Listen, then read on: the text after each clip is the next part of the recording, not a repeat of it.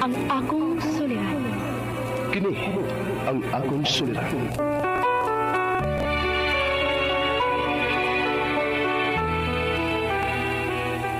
Sa atong pagkaymugso ning kalibutan, gikaluhaan at tagdaan sa atong suliran. Ang suliran mo'y kabahin sa itong inadlang panginabuhian.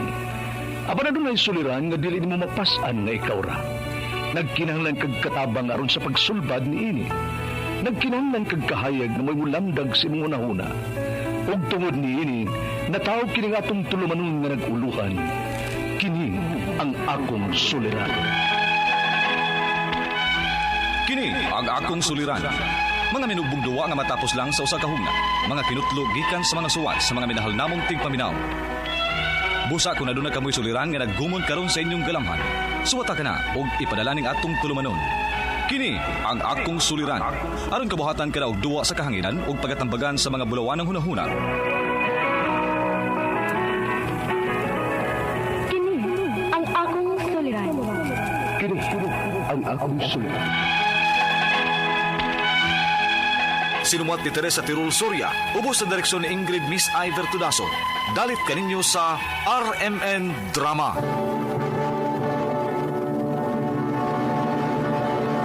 Recorded by X Thunder Gaming.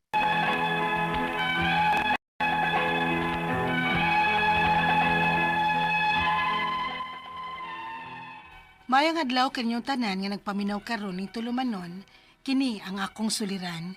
Ilabi na kaninyo Dr. Rene Obra ug Attorney Elaine Bathan, ingon man sa mga artista nga maghatag og kinabuhi ning akong suwat suliran. Ako si Wilma, 33 anyos, minyo ug may usa ka anak na karon. Niya magpuyo sa Cebu City. Punto medikal kining akong suliran.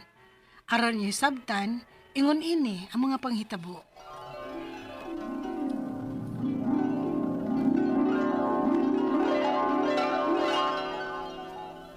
Kanus aman day plano ninyong dudo.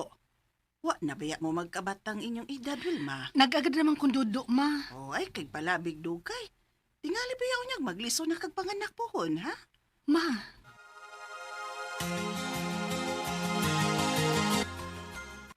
magpakasal na ta? Oh, day Wilma. Sakto si mama nimo. Wa na ta magkabata. Usa pa. Kaya naman sa nako. Sige dong, kanus amang kamamahay sa amo.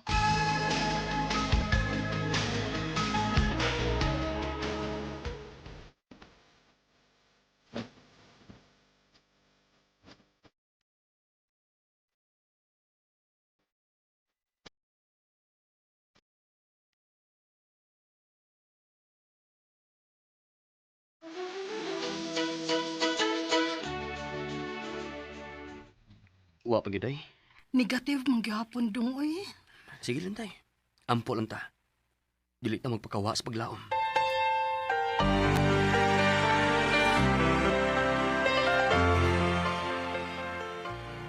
Na, mabitaw na akong giingon.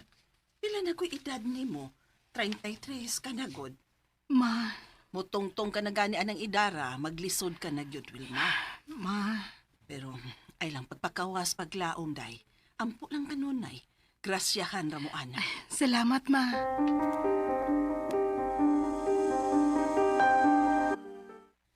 Pila naman ko kaadlaw nga dili. Dili ka ako mapdos na. Magpalit kog PTB, aron ako masiguro. Positive? Sa ato ba? Maamahan na jud ko. O, dong. Yes!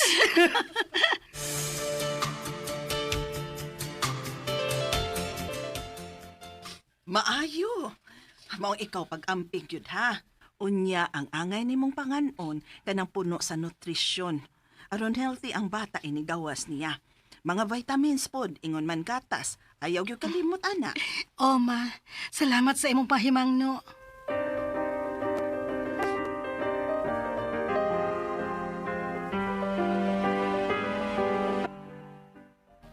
Oday. Niya, gipalitan ti kag utanon. Gatas, vitamins ug prutas. Wow, kompleto man. Angay lang, no? Tungod kay gusto ko nga healthy mong duha sa tong baby. Swerte gyud kay ko dong nga ikaw mo'y ako nabana. Og swerte na sa dunya ang atong anak pohon ining gawas niya. Kay nahibaw ko nga buhaton man gyud mo ang tanan para niya. Mahal kay tikaday. Ingon man ang umaabot atong pamilya.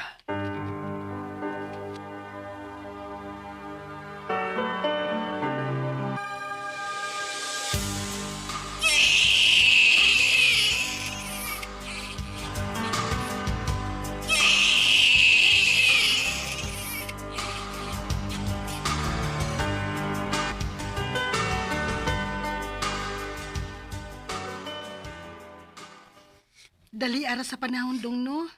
Murag ka sa man lang to ng anak ko. Karon, 2 years old na si Dudong. Lagi day. Dako ikong pasalamat day nga. Wa ra gyud kakulian. Ay, ang bata. Oh, ano magaha? Nak, nga naman man ka, eh. limatamang ka. Oh, uy, day. Mas dudong day. Bitaw da. Init yun si Dudong. Recorded by X Thunder Gaming.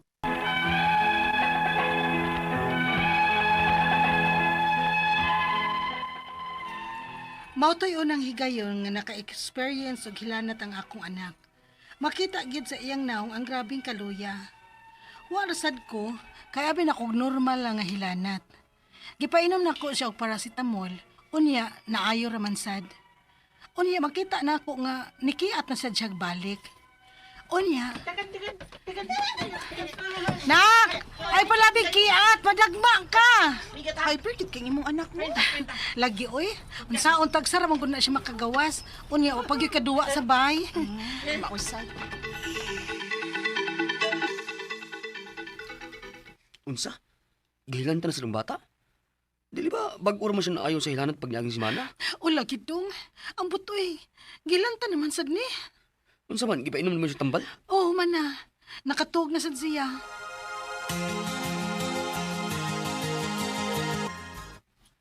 Ma, sakit akong tunan og tiyan. Unsa na? Unsa man di ay ka, uy. Ang tud karon magpagyapon mawa ang imong ilanat. Ano namuha man ang imong mata og ngabil? Tempa ha. Nganong murag ni dako man ang imong liog? Sakit ako tiyan. Dili ni mahimo. Dadun ka na mo sa ospital.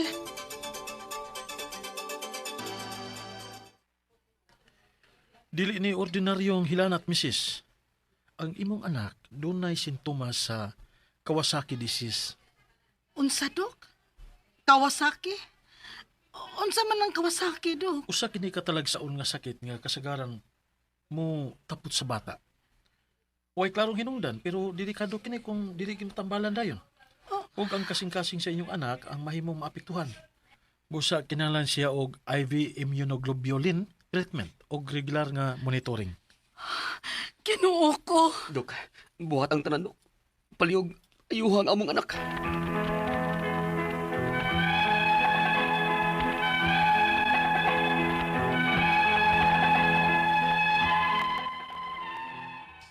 Naluoy kay ko sa akong anak, kay mo reklamo in town siya nganong sige kuno siya tusukan og dagom.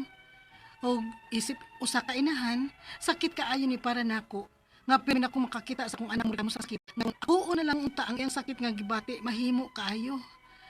Ang ako mga pangutana mo kining mosunod. Unang pangutana. Unsa man gyud ning Kawasaki disease? Nganong ako mang anak ang naiguan ni? Hereditary ba ni? Kompleto man kog bitamina sa dihang nagmabdos ko niya ug nahibaw kung wa gid ko magpabaya sa akong pagmabdos. Ikaduhang pangutana. Unsa may laing sintomas nga angay na kong bantayan kung mobalik man kini? Delikado ba ning sakita? Mahimo ba kining ikamatay? Unsaon ako pagkahibaw kung naigo na ang iyang kasing-kasing? Kinahanglan ba og ECG o echocardiogram? Ikatulo nga pangutana. Kining IV immunoglobulin, doon na ba ni epekto sa bata?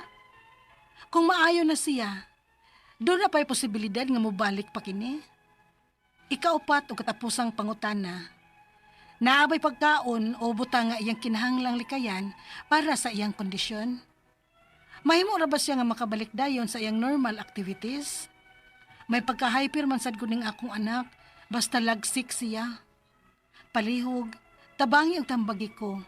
Kini ang akong suliran, Wilma. Mayong adlaw mga suking tigpaminaw din sa tong programa kini nga akong suliran. Aniyan sa bako si Dr. Rene Obra magiguban kaninyo karong adlaw. Ako mutambag sa inyong mga medical, psychological, emotional ug behavioral nga problema kay usa man ako ka medical doctor, usa ka psychiatrist ug usa ka drug addiction specialist. Klase-klaseng pamaagi sa pagpadala sa inyong mga sulat-suliran di kanamo. Pwede kanyo padala sa mong email suliran_612@yahoo.com or sa atong Facebook account kini nga akong suliran official writers page o driba sa pambuhatan sa 3rd floor Jose R. Martinez Building, Osmeña Boulevard ning Dakbayan sa Sugbo. Ang ato makutlo nga pagtulanan karong adlaw mao kini nga the problem isn't with your body but what you think of it. The problem isn't with your body but what you think of it. Mo na sa mong gitawag sa psychology ug psychiatry nga psychosomatic signs and symptoms. No, there's nothing wrong with you physically pero daghan kay kagipamo diri sakit dito unsa man madala labad diri. So mao na ang mga inunta atong mahibalaan karong adlaw, no? Okay, so ang atong magtatampo si Wilma, 33 years old, minyo may usa ka anak ug ang problema tungod sa iyang anak, no? Taga Cebu City, taga Cebu City si Wilma. Okay, so ako lang ginin paningkamutan nga matubag na ko ning imong pangutana, no? Si Wilma taga Cebu City. Musta naman ang mga taga Cebu City, no? Musta naman si Dr. Virgilio Sanchez, Bing Sanchez, musta naman? Okay na ba? Wala na ba'y lapok kayo sa inyo sa paknaan? Di ha, bayami?